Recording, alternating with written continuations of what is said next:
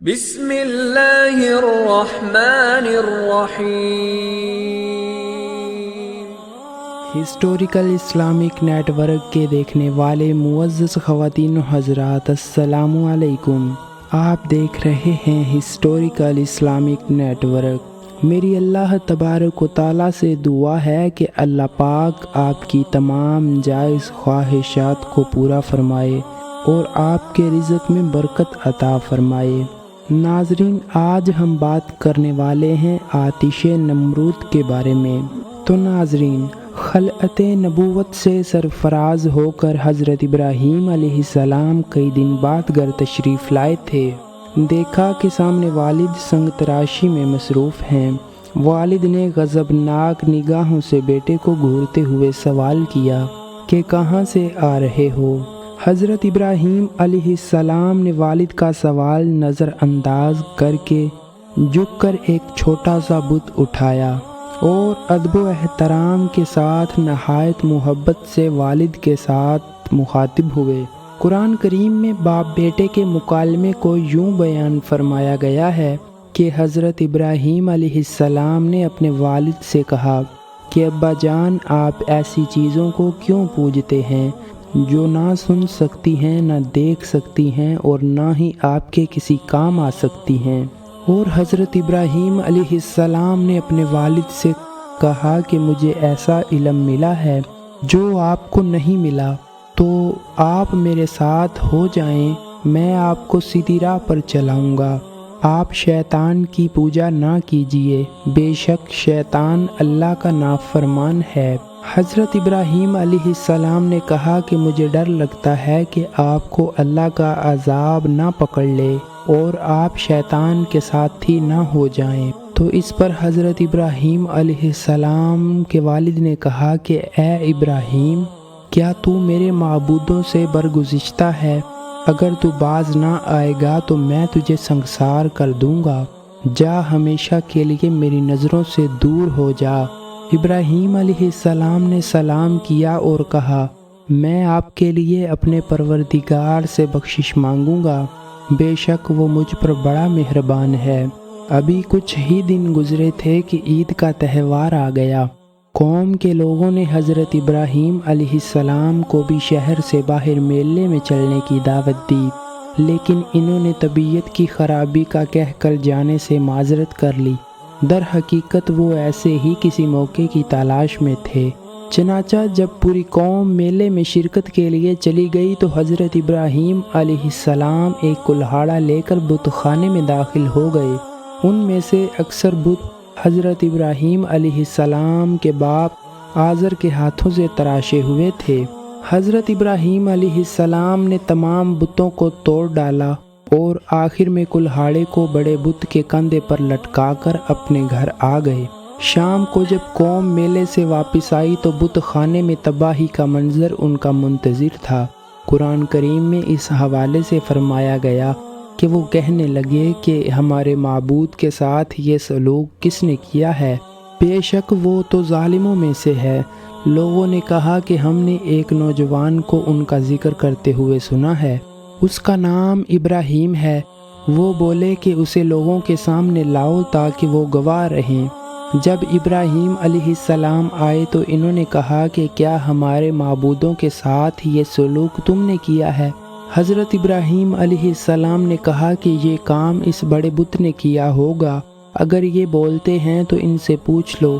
وہ سر نیچا کر کے بولے، تم جانتے ہو کہ یہ بول نہیں سکتے۔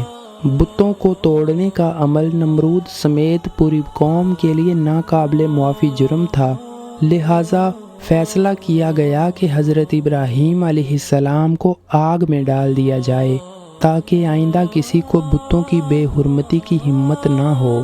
چنانچہ پوری قوم لکڑیاں جمع کرنے کے عمل میں مصروف ہو گئی، یہاں تک کہ اگر کوئی بیمار پڑ جاتا یا کسی کا کوئی کام نہ ہوتا تو وہ منت مانتا کہ اگر مجھے شفا ہو گئی یا میرا کام مکمل ہو گیا تو میں ابراہیم علیہ السلام کو جلانے کے لیے لکڑیوں کا ایک گٹھا دوں گا۔ ایک مدت تک قوم لکڑیاں جمع کرنے میں لگی رہی۔ جب لکڑیوں کا پہاڑ کھڑا ہو گیا تو ایک بہت گہری خندق کھودی گئی، لکڑیوں کے اس ڈھیر کو اس میں ڈالا گیا۔ کہتے ہیں کہ بہت گہرائی میں ہونے کے باوجود بھی لکڑیوں کا ڈھیر آسمان سے باتیں کر رہا تھا۔ جس دن لکڑیوں کے ڈھیر میں آگ لگائی جانی تھی، اس سے پہلے شیطان نمرود کے دربار میں پہنچا اور بولا، بادشاہ سلامت، جب لکڑیوں کے اس پہاڑ میں آگ لگے گی تو اس کی تپش کی وجہ سے کوئی بھی اس کے قریب نہ جا سکے گا، لہٰذا آپ ابراہیم علیہ السلام کو آگ میں کیسے ڈالیں گے؟ یہ وہ سوال تھا کہ جو نہ نمرود کے ذہن میں آیا تھا اور نہ اس کے وزیروں مشیروں کے ذہن میں۔ شیطان نے جب نمرود کو پریشان دیکھا تو فوراً بولا کہ آپ پریشان کیوں ہوتے ہیں؟ میں ہوں نا، آپ بس ایسا کریں کہ اپنا ایک بہترین شخص میرے حوالے کر دیں، میں اسے ایک ایسی مشین بنانا سکھا دوں گا جس سے کسی بھی چیز کو کافی دور تک پھینکا جا سکتا ہے۔ چنانچہ قوم میں سے ایک بہترین کاریگر کو تلاش کر کے شیطان کے حوالے کر دیا گیا۔ علامہ عماد الدین ابن کثیر رحمۃ اللہ علیہ تحریر فرماتے ہیں کہ جو مشین بنائی گئی اسے منجنیق کا نام دیا گیا۔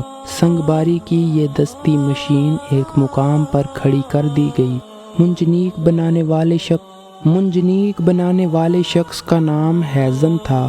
وہ دنیا کا پہلا انسان تھا جس نے منجنیق بنائی، جس کی پاداش میں اللہ تعالیٰ نے اسے زمین میں دنسا دیا اور وہ قیامت تک زمین میں ہی دنسا رہے گا۔ تاریخی روایات میں ہے کہ شہر کے لوگ کئی ماہ تک میدان میں لکڑیاں جمع کرتے رہے۔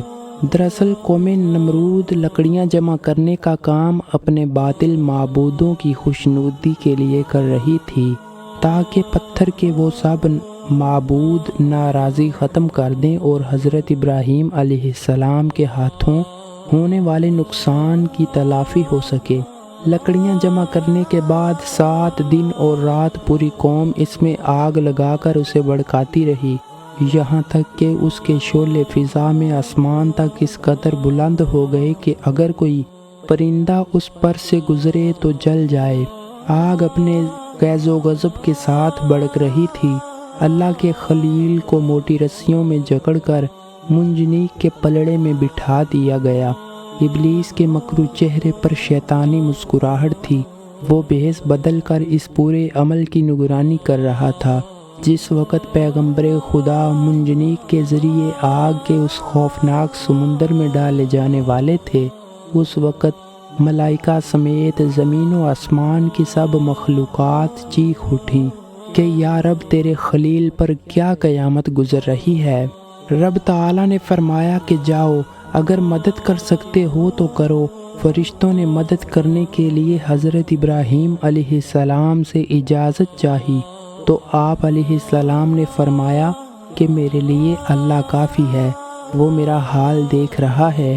جبریل امین نے عرض کیا، آپ کو مجھ سے کسی قسم کی مدد کی حاجت ہے تو حکم کریں، میں حاضر ہوں۔ فرمایا، حاجت تو ہے مگر آپ کی طرف سے نہیں بلکہ اپنے رب کی طرف سے۔ علامہ ابن کثیر رحمۃ اللہ علیہ تحریر فرماتے ہیں کہ جب مشرکین حضرت ابراہیم علیہ السلام کو منجنیق پر بٹھانے لگے تو اس وقت حضرت ابراہیم علیہ السلام اس دعا کو ورد زباں بنائے ہوئے تھے، لا الہ الا انت سبحانک انی کنت من الظالمین۔ حضرت امام بخاری رحمۃ اللہ علیہ نے حضرت ابن عباس رضی اللہ تعالی عنہ سے روایت کی ہے کہ جب حضرت ابراہیم علیہ السلام کو آگ میں پھینکا گیا تو انہوں نے کہا، حسبنا اللہ و نعم الوکیل، ہمیں اللہ ہی کافی ہے اور وہ بہترین کارساز ہے۔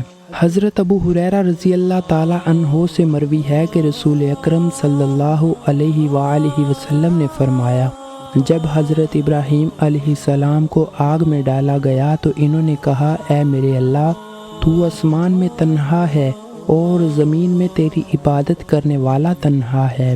ارشاد ربانی ہے، اور ہم نے حکم دیا، اے آگ ٹھنڈی پڑ جا اور ابراہیم کے لیے سلامتی والی بن جا۔ علماء اکرام فرماتے ہیں کہ اگر اللہ تعالیٰ ٹھنڈی کے ساتھ سلامتی والی نہ کہتا تو اس آگ کی ٹھنڈک حضرت ابراہیم علیہ السلام کے لیے ناقابل برداشت ہوتی۔ بہرحال یہ ایک بڑا معجزہ ہے جو آسمان سے باتیں کرتی ہوئی دہکتی بھڑکتی آگ کے گلو گلزار بن جانے کی صورت میں حضرت ابراہیم علیہ السلام کے لیے اللہ کی مشیت سے ظاہر ہوا، اور اس طرح اللہ نے اپنے نبی علیہ السلام کو مشرکین کی شیطانی سازشوں سے محفوظ فرمایا۔ علامہ ابن کثیر رحمۃ اللہ علیہ قصص الانبیاء میں تحریر کرتے ہیں کہ ابن عباس رضی اللہ تعالی عنہ اور سعید بن مسیب سے مروی ہے کہ جس وقت حضرت ابراہیم علیہ السلام کو آگ کے سپرد کیا جا رہا تھا، اس وقت بارش برسانے والا فرشتہ سخت اضطراب اور پریشانی کے عالم میں کہہ رہا تھا کہ کب مجھے حکم ملے گا کہ میں موسلادھار بارش برساؤں، لیکن اللہ کا حکم اس کی سوچ سے بھی زیادہ برق و رفتار تھا، اور اللہ نے خود ہی آگ کو حکم فرما دیا تھا کہ ٹھنڈی ہو جا۔ ان نازک لمحات میں حضرت جبرائیل علیہ السلام حضرت ابراہیم علیہ السلام کے ساتھ تھے، اور آپ علیہ السلام کی جبین اطہر سے پسینہ پہنچ رہے تھے۔ حضرت کعب بن اخبار رضی اللہ تعالی عنہ فرماتے ہیں کہ جس روز حضرت ابراہیم علیہ السلام کو آتش نمرود کے سپرد کیا گیا، اس روز آگ سے تپش و گرمائش ختم کر دی گئی تھی، جس کی بنا پر نہ لوگوں کے چولہے گرم ہو سکے اور نہ ہی آگ سے کوئی اور کام لیا جا سکا۔ حضرت کعب رضی اللہ تعالی عنہ نے مزید فرمایا کہ اس روز آگ نے حضرت ابراہیم علیہ السلام سے بندھی ہوئی رسی کے علاوہ کسی اور چیز کو نہ جلایا۔ حضرت سعدی رحمۃ اللہ علیہ فرماتے ہیں کہ حضرت ابراہیم علیہ السلام کے ساتھ سایہ کرنے والا فرشتہ بھی موجود تھا، اور 1 میل تک سایہ ٹھنڈک اور سلامتی تھی، اور سرسبز باغ گل و گلزار بن گیا تھا، جبکہ آس پاس آگ اپنے شعلوں اور شراروں کے ساتھ بھڑک رہی تھی، اور لوگ حضرت ابراہیم علیہ السلام کی طرف دیکھ رہے تھے۔ حضرت ابو ہریرہ رضی اللہ تعالی عنہ سے مروی ہے کہ حضرت ابراہیم علیہ السلام کے والد کے کہے ہوئے کلمات میں سے اچھے کلمات وہ ہیں جو آزر نے اپنے بیٹے کو آگ کے اندر اس حالت میں دیکھتے وقت کہے، اور وہ الفاظ یہ ہیں کہ اے ابراہیم، تیرا پروردگار بہترین پروردگار ہے۔ ابن عساکر رحمۃ اللہ علیہ حضرت اکرمہ رضی اللہ تعالیٰ عنہ سے روایت کرتے ہیں کہ حضرت ابراہیم علیہ السلام کی والدہ نے جب اپنے لخت جگر کو گل و گلزار میں یوں مطمئن دیکھا تو پکارا، اے میرے بیٹے، میں بھی تیرے پاس آنا چاہتی ہوں، اللہ سے دعا کر کے تیرے ارد گرد کی آگ کی حرارت سے مجھے نجات دے۔ تو حضرت ابراہیم علیہ السلام نے عرض کیا، جی اماں۔ پھر آپ کی والدہ حضرت ابراہیم علیہ السلام کی جانب چلیں اور آگ نے انہیں کچھ نہ کہا۔ پھر بیٹے کے پاس پہنچ کر بیٹے کو گلے سے لگایا اور بوسہ دے کر واپس لوٹ آئیں۔ حضرت منہال بن عمرو سے مروی ہے کہ حضرت ابراہیم علیہ السلام 40 یا 50 دن تک اس آگ میں ٹھہرے، اور انہوں نے فرمایا کہ دنوں اور راتوں میں میں نے ان سے اچھی زندگی نہیں گزاری، اور میری تمنا رہی کہ میری تمام زندگی اسی کی طرح ہو جائے۔ کفار و مشرکین آپ علیہ السلام سے انتقام لینا چاہتے تھے مگر رسوا اور ذلیل ہو گئے، بلند ہونا چاہتے تھے مگر پست اور خوار ہو گئے، غالب ہونا چاہتے تھے مگر مغلوب ہو گئے۔ حضرت ابراہیم علیہ السلام کو جب آگ میں ڈالا گیا تو آپ کی عمر 16 یا 20 سال کی تھی۔ آپ کتنی مدت تک آگ میں رہے، اس سلسلے میں 3 اقوال ہیں۔ بعض مفسرین کہتے ہیں کہ آپ 7 دن تک آگ میں رہے، بعض نے تحریر کیا ہے کہ 40 دن تک رہے، اور بعض نے تحریر کیا ہے کہ آپ 50 دن تک آگ میں رہے۔ حضرت فاقہ بن مغیرہ کی آزاد کردہ لونڈی صائبہ رحمۃ اللہ علیہ سے روایت ہے کہ سیدنا عائشہ صدیقہ رضی اللہ تعالی عنہا کے پاس ایک نیزہ ہوا کرتا تھا۔ میں نے ان سے پوچھا کہ آپ اس نیزے سے کیا کام لیتی ہیں؟ فرمایا کہ ہم اس سے چھپکلیاں مارتے ہیں کیونکہ ہمیں اللہ کے نبی صلی اللہ علیہ وآلہ وسلم نے بتایا کہ جب ابراہیم علیہ السلام کو آگ میں ڈالا گیا تو زمین کے سب جانور آگ بجھانے میں مصروف تھے سوائے چھپکلی کے۔ وہ آگ تیز کرنے کے لیے پھونکے مارتی تھی، چنانچہ رسول اللہ صلی اللہ علیہ وآلہ وسلم نے اسے مارنے کا حکم دیا۔ یہ ابراہیم علیہ السلام کا اپنے اللہ پر کامل ایمان اور یقین تھا کہ صرف ایک اکیلا شخص باطل کی طاغوتی قوتوں کے مقابل استقامت کا پہاڑ بن کر کھڑا ہو گیا، اور جب قوم نمرود نے آگ کے بھڑکتے سمندر میں پھینکا تو لبوں پر تھا حسبنا اللہ و نعم الوکیل۔ آج 58 مسلم ممالک اور 2.5 ارب سے زیادہ مسلمانوں کے پاس دنیا کی ہر نعمت وافر مقدار میں موجود ہے، باشمول ایٹمی قوت کے، لیکن اگر کسی چیز کی کمی ہے تو وہ ہے ایمان اور یقین کی قوت کی کمی، اور صرف اس ایک محرومی نے امت مسلمہ کو دنیا بھر میں ذلیل و خوار کر رکھا ہے۔ علامہ اقبال نے سالوں پہلے فرمایا تھا، آج بھی ہو جو ابراہیم کا ایمان پیدا، آگ کر سکتی ہے انداز گلستاں پیدا۔ تو دوستو، یہ تھی ہماری آج کی ویڈیو جس میں ہم نے آپ کو حضرت ابراہیم علیہ السلام کا واقعہ بتانے کی کوشش کی ہے۔ امید ہے کہ آپ کو یہ ویڈیو اچھی لگی ہوگی۔ اگر ہماری ویڈیو اچھی لگی ہو تو ویڈیو کو لائک کریں، اور اگر آپ ہمارے چینل پر نئے ہیں تو چینل کو لازمی سبسکرائب کریں اور ساتھ ہی لگے بیل آئیکن کے بٹن کو دبا دیں تاکہ آئندہ آنے والی ویڈیوز کا نوٹیفیکیشن آپ کو بر وقت ملتا رہے۔ تو اسی کے ساتھ آپ مجھے اجازت دیں، ملتے ہیں اگلی ویڈیو میں۔ اللہ حافظ۔